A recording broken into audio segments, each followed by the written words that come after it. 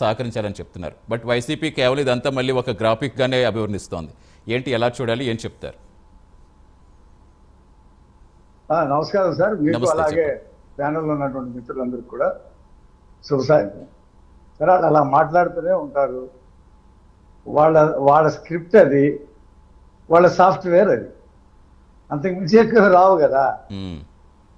ఇప్పుడు metro line Vijayawada విశాఖపట్నంలో tenders పిలిచాము, metro కడతాం, తల్లికి వందనం ఇవ్వలేరు అని చెప్పి మాట్లాడారు. ఒక సంవత్సరం అంతా మాట్లాడారు.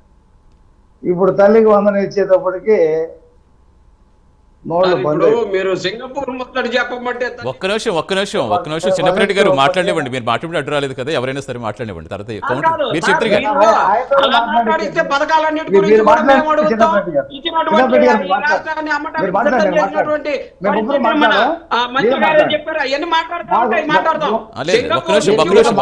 ముందు కాదు మీరన్న దానికి చిన్నప్పటి గారు చెప్తారు కానీ ఒక్క నిమిషం ముందు, అందుకని మీకు అవకాశం వచ్చింది. మీరు ఏమడుగుతారు?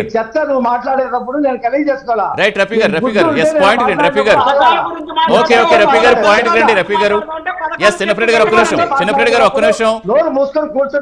రఫీ గారు ఎస్ రఫీ గారు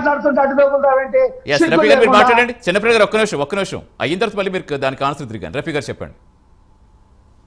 ఇప్పుడు వాళ్ళకి తెలిసింది అంతేనండి. వాళ్ళ మైండ్లో ఉన్న స్క్రీన్ ప్లే అది, స్క్రిప్ట్ అది, సాఫ్ట్వేర్ అది, అంతకు మించి వాళ్ళకి ఏమీ రాదు.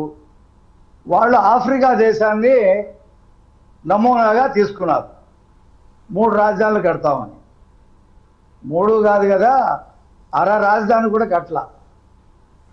చంద్రబాబు నాయుడు గారు కట్టిన అసెంబ్లీలోనే సమావేశాలు పెట్టారు.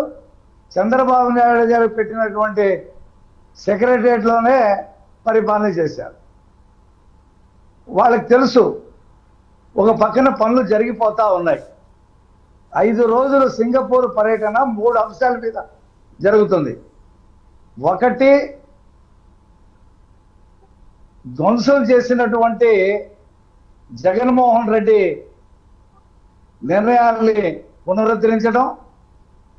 2, సింగపూర్లో ప్రవాస ఆంధ్రులు ఎవరైతే ఉన్నారో, నిన్న 22,000 మంది సమావేశానికి వచ్చారు, స్వాగతాలు పలికారు, పూలదండలు వేశారు. వాళ్లతో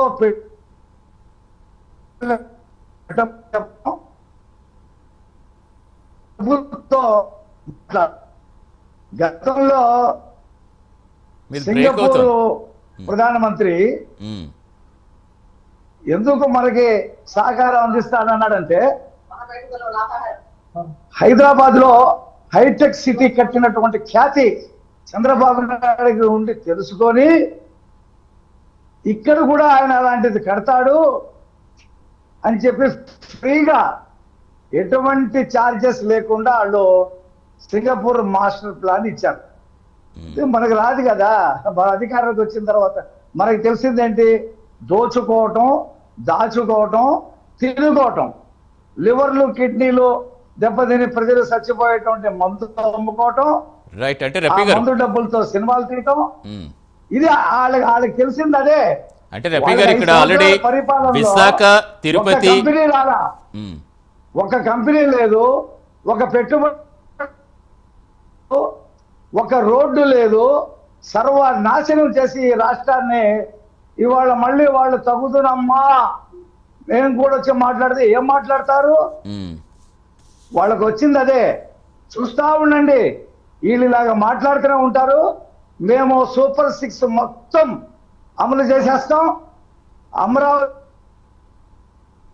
రైట్ ఫ్రీజ్ అవుతుంది రఫీ గారు, మళ్ళీ వస్తుంది మీ దగ్గరికి. వాయిస్ ఫ్రీజ్ అవుతుంది. ఎస్ సిగ్నల్ సార్ చెక్ చేసుకోండి రఫీ గారు.